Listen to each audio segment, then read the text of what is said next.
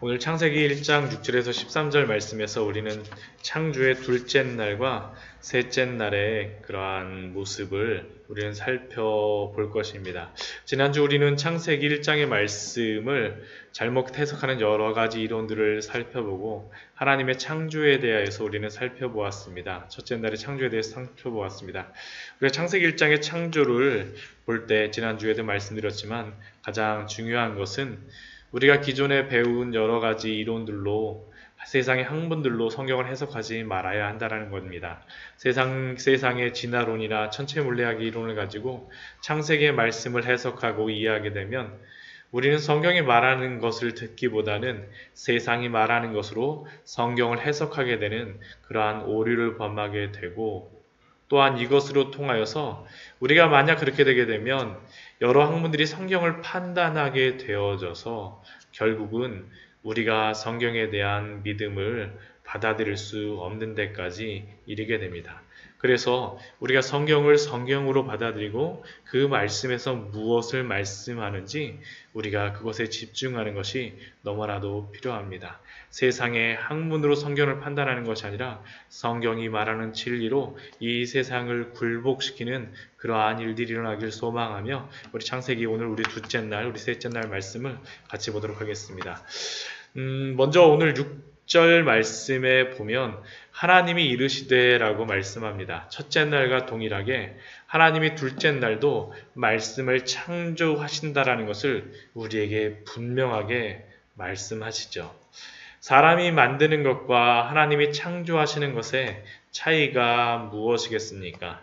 그것은 인간이 창조라고 부르는 것은, 새롭게 만들었다라고 부르는 것은 기존에 있었던 것을 혼합하여 만들거나 조금 변형하거나 어떤 것을 찾아내는, 발견해내는 것을 의미하죠. 쉽게 이 인간의 가장 혁신적인 발명, 창조, 개발품을 뽑으라고 그러면 한 10년 사이에 그러한 최고의 발명품, 그러한 것은 아마 아이폰이라고 우리는 할 수 있을 것 같습니다. 근데 그 기술을 살펴보게 되면 아이폰도 무엇인가를 새로 만들어낸 것이 아니라 기존에 있던 기술을 잘 조합한 그러한 제품이고 그러한 기술임을 우리는 알 수 있죠. 예전에 제가 회사를 다닐 때에도 전혀 아이폰하고 상관없는 그러한 일들을 했었는데도 불구하고, 그러한 제품을 만드는 부서였음에도 불구하고 통찰력을 얻는다는 이유로 아이폰과 아이패드를 분석했던 그러한 경험이 있는데, 그렇게 했던 이유도 무엇이겠습니까? 상관이 없지만 거기서 그 아이패드나 아이폰에서 있었던 그러한 생각들을 어떻게 하면 가져다가 잘 조합을 시킬지를 찾아내고자 했었던 것이죠. 그러나 하나님의 창조는 무엇입니까? 기존에 있던 것, 어떤 무엇을 발견하거나 찾아내는 것이 아니라 하나님의 창조는 완전히 새로 만들어내시고 창조하는 것입니다. 그렇다고 하면 이 둘째 날 창조하신 것이 무엇이겠습니까? 그것은 하나님이 이르시되 물 가운데 궁창이 있어 물과 물로 나뉘게 하라라고 말씀하십니다. 그리고 7절 말씀을 보면 이 물과 물 사이에 궁창으로 나뉘게 한다라고 우리에게 이야기하죠. 여기서 궁창은 히브리어로 라키아라는 그러한 의미인데, 이게 넓은 공간이라는 의미고, 또 이게 그 라카라는 게 펴다라는 그러한 의미가 있습니다. 그러니까 이게 하나님이 펴서 넓히신 그러한 공간, 그러한 의미로서 이야기할 수 있죠. 근데 이 물과 물 사이 궁창을 나뉘게 하신 것은 다른 것이 아니라, 이 궁창은 바로 우리가 보는 하늘을 만드신 것입니다. 즉 이전 지구는 물과 땅과 하늘이 다 혼합되어져서 질서 없는 무질서한 그러한 공간이었었는데, 하나님께서는 위에 있는 물과 아래에 있는 물로 나뉘시고 그 가운데 하늘을 만드신 것이죠. 여기서 아래에 있는 물은 지상에 있는 물을 의미하는 것이고, 또한 위에 있는 물은 우리가 볼 수 있는 증발한 수증기와 또한 구름을 이야기할 수 있습니다. 물론 이 문제에 대하여서 창조과학회에서는 위의 궁창이 원래는 바다와 같은 그러한 물이 하늘에 있었다라고도 이야기합니다. 그런데 노아의 홍수 때 그 하늘의 물이 다 하늘에 문이 열리고 물이 내려왔다라는 게 그 하늘에 있었던 그 물이 다 내려와서 홍수가 일어났다라고 설명하기도 하죠. 그리고 그것으로 인하여서 홍수 이전에 사람들은 자외선을 포함하여서 우주에서 오는 그 해로운 광선을 그 위에 있는 그 물이 다 막아줘서 직접 그 자외선과 해로운 광선을 쐬지 않아서 오래 살았다고 설명을 하기도 합니다. 물론 그렇게 생각할 수도 있지만 이 부분에서 성경에서 분명하게 그 위에 있는 물을 그렇게 명시적으로 설명하지 않기에 우리가 그렇게 받아들이는 것은 조금 어려움이 있는 것 같습니다. 그러나 분명한 것은 하나님께서 궁창 아래의 물과 궁창 위의 물로 나누셔서 질서를 잡으셨다라는 것입니다. 그리고 그렇게 하는 하나님이 나누시고 분리하시자 어떻게 됩니까? 7절 후반절 말씀을 보면 궁창 아래의 물과 궁창 위의 물로 나뉘게 하시니 그대로 되니라. 하나님의 말씀을 따라서 그대로 이루어졌습니다. 성경에서 오랜 시간이 되어서 그렇게 되었더라가 아니라 하나님이 말씀하신 그대로 된 것이죠. 하나님이 창조하시고 명령하시고 말씀하시면 어떠한 미완성의 상태로 되는 것이 아니라 완성의 상태로 창조된다는 것입니다. 그렇게 우리는 이 믿음이 있어야 됩니다. 하나님이 말씀하시니 그대로 되니라. 하나님의 말씀에 저항할 수 있는 것은 아무도 없습니다.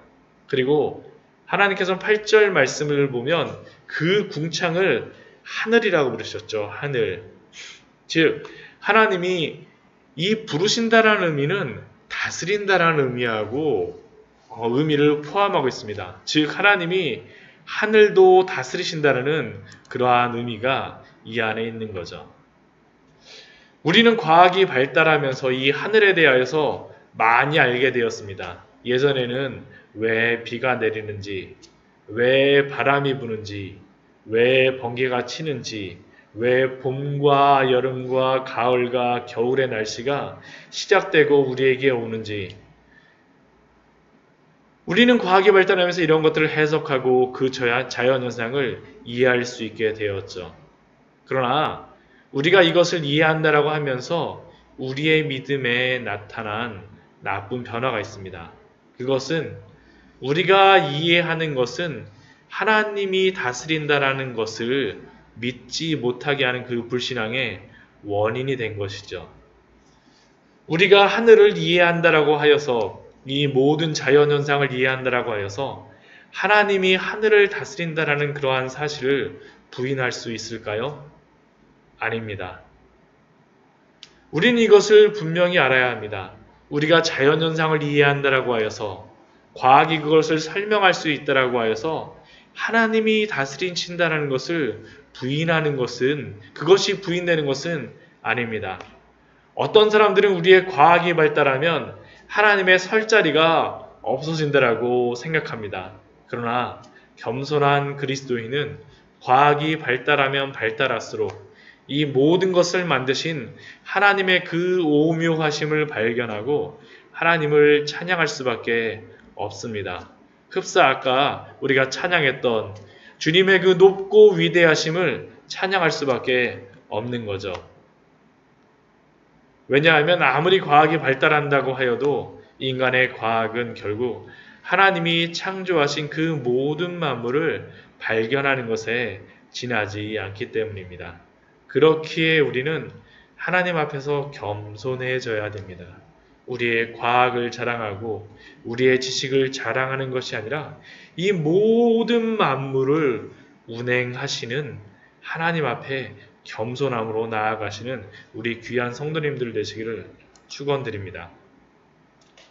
그리고 이 둘째 날이 이렇게 끝나게 되었습니다. 그리고 셋째 날이 시작되었습니다. 그때 하나님께서 이 셋째 날 또다시 말씀하십니다. 뭐라고 말씀하십니까? 하나님이 이르시되, 하나님이 또다시 창조 말씀으로 창조하시는 것이죠.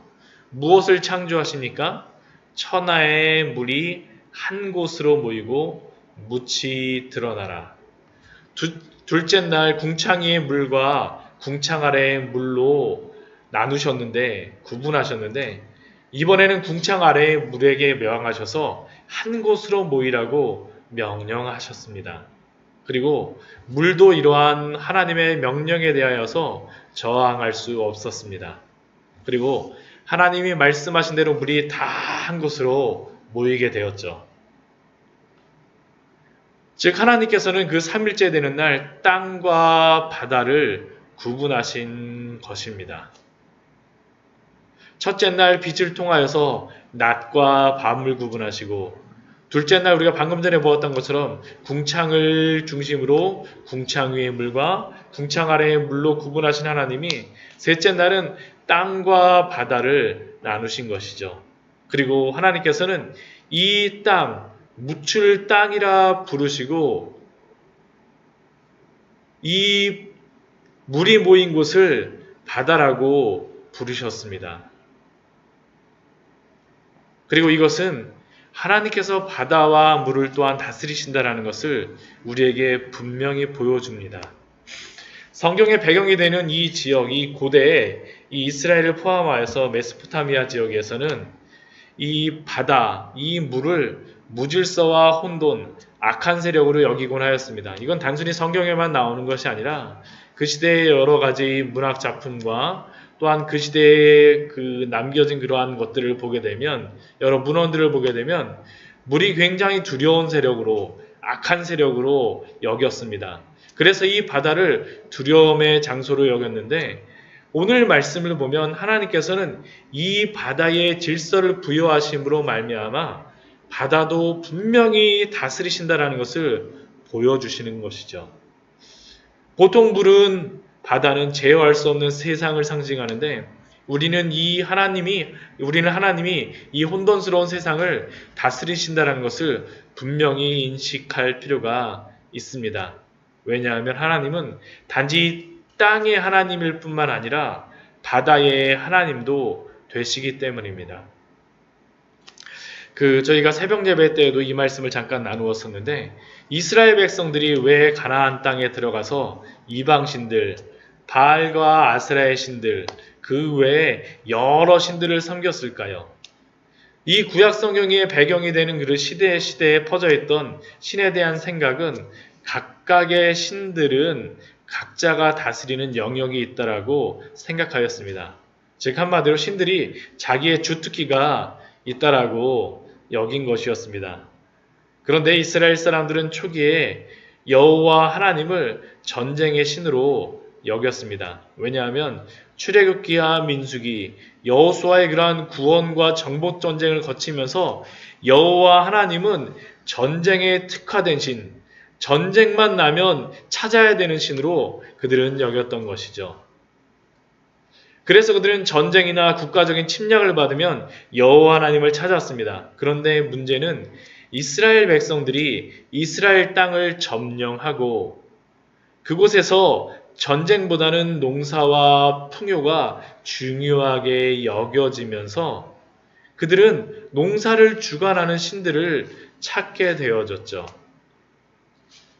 그들은 전쟁의 신인 하나님보다는 농사와 풍요를 줄 수 있는 그러한 바알과 아세라를 섬기게 되었던 것입니다. 혹시 우리들은 어떻습니까? 여호와 하나님을 반쪽짜리 하나님으로 여기며 반쪽짜리 하나님으로 믿고 있지 않습니까? 혹시 땅의 하나님으로 아니면 바다의 하나님으로 믿고 있지는 않습니까? 하나님을 믿는다라는 것은 우리의 모든 삶의 전 영역을 하나님께서 통치하신다라는 것을 믿고 신뢰하는 것입니다. 무틀 땅이라 부르신 하나님께서는 물을 바다로 부르심으로 이 세상 전 영역을 통치하심을 우리에게 보여주고 있지 않습니까? 그렇기에 우리는 모든 부분에서 하나님을 신뢰하고 믿어야 됩니다. 그리고 이렇게 하나님께서는 무출 땅으로 물을 바다로 부르시고 나서 이것을 보시기에 좋았다라고 말씀하십니다. 완벽하게 완성이 되었다라는 것이죠. 그리고 이렇게 땅과 바다를 구분하시자 하나님은 이제 11절 이후의 말씀에서 땅에게 명령하십니다. 무엇라고 말씀하십니까? 하나님이 이르셨습니다. 무엇에게 이르셨습니까? 땅에게 말씀하시죠. 땅은 풀과 씨 맺는 채소와 각기 종류대로 씨 가진 열매 맺는 나무를 내라 하시니 그대로 되어. 여기서 풀은 이 뒤에 있는 씨 맺는 채소와 씨 가진 열매 모든 식물을 대표하는 그런 것으로 생각할 수 있습니다. 그리고 이 씨 맺는 채소는 씨를 가지는 그러한 풀과 그러한 채소를 이야기하는 것이고, 씨 가진 열매 맺는 나무는 나무를 말하는 것이죠. 그리고 하나님이 이렇게 말씀하시자 땅은 하나님이 명령하신 그대로 씨 맺는 채소와 열매 맺는 나무를 내었습니다. 그런데 우리는 여기서 몇 가지의 것들을 발견할 수 있습니다. 그것은 먼저 하나님이 씨를 만들어서 파종하여 식물을 자라게 하신 것이 아니라 셋째 날 하나님이 명령하시자 다 성숙한, 다 완성된 채소와 나무가 완성되어 나타났다라는 것입니다. 하나님은 완전한 식물, 즉 풀과 채소와 나무를 창조하셨습니다. 그리고 이 모든 것들을 그 씨 안에 유전 정보로서 다 넣으심으로 말미암아 다음 세대에게 전수가 될 수 있도록 하셨습니다. 얼마나 오묘하며 얼마나 대단합니까? 그런데 세상 사람들은 이것에 대하여서 이렇게 얘기하죠. 닭이 먼저냐?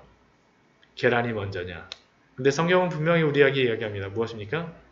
닭이 먼저죠. 하나님이 완벽하게 만드셨다라는 것입니다. 아마 시골에서 농사를 지으신 분들은 그 놀라움을 아실 것입니다. 밭에 배추를 심고 무를 심으면 그 배추와 무가 시간이 지남에 따라 자라나는 그 신비한 일을, 그런데 하나님께서는 창조하실 때 그 모든 일들을 완벽하게 이루어질 수 있도록 풀과 나무를 완성하셨고, 그리고 그것 안에 씨를 만드셔서 그 모든 것들을 다 완성하심으로 말미암아 모든 식물들이 다 나도록 만드셨습니다. 또한 하나님은 그 씨 맺는 채소와 씨 가진 열매 맺는 나무를 종류대로 나게 하셨습니다. 종류대로. 그 종류대로가 무엇입니까? 우리는 시간이 지나면 무생물에서 생물이 되고 작은 세포에서 큰 세포를 이루고 어떠한 조그만 곳에서 큰 식물을 이루어간다라고 우리는 그렇게 배우지 않았습니까? 그런데 하나님은 각각 종류대로 이미 완성된 식물을 창조하신 것입니다. 만약 종류대로 만들지 않았다라고 하면 우리는 벌이 꽃가루를 가지고 이곳 저곳으로 다닐 때 여러 식물의 벌이 막 다님으로 말미암아서 사과나무에서 배가 열리고 배나무에서 사과나무가 열리는 일이 있어야 될 것 같은데, 하나님께서 종류대로 분명히 만드셨기 때문에 그 질서에 따라서 순종한다라는 것이죠. 정상적인 상황에서는 사과나무에서는 사과가, 배나무에서는 배가 열리는 것이 아닙니까? 그것이 바로 하나님이 그 종류대로 창조하셨다라는 것입니다. 그리고 하나님이 그 종류대로 창조하셨다라는 것은 또한 하나님이 그 창조하신 그 질서 안에 순응하라고 명령하신 것임을 우리는 인정해야 됩니다. 왜냐하면 하나님이 그렇게 창조하셨기 때문이죠. 그리고 저녁이 되며 아침이 되니 이는 셋째 날이라고 하면서 이 셋째 날 같은 경우에는 하나님이 보시기에 좋았다라고 2번씩이나 말씀하심으로 오늘 말씀을 마무리하고 있습니다. 오늘 우리는 창조의 둘째 날과 셋째 날을 살펴보았습니다. 그리고 하나님께서는 무질서한 상황 속에서 질서를 부여하심으로 창조하신 것을 우리에게 분명히 보여주시죠. 궁창을 만드심으로 궁창 아래의 물과 궁창 위의 물을 구분하셨고 땅과 바다를 구분하심으로 질서를 부여하셨습니다. 그리고 그 땅에는 식물들을 종류대로 창조하심으로 말미암아 각 식물들도 하나님의 질서 속에 다스림을 받고 있음을 우리에게 알려주고 계십니다. 그리고 또한 이 말씀은 우리도 하나님의 그 창조의 섭리에 따라서 그 질서에 따라서 우리를 다스리고 계시다라는 것이죠. 그렇게 우리는 우리의 무질서한 삶 속에서 때로는 여러 가지 혼란과 환란이 있을 수 있지만 하나님께서 우리의 삶을 당신이 뜻하시는 대로 그 질서에 따라 통치하여 주십시오라는 그러한 믿음을 갖고 살아가야 됨을 우리는 그러한 태도가 필요함을 우리는 알아야 됩니다. 하나님의 그 은혜 안에서 그 질서 안에서 날마다 누리시는 우리 성도님들 되시기를 축원드립니다.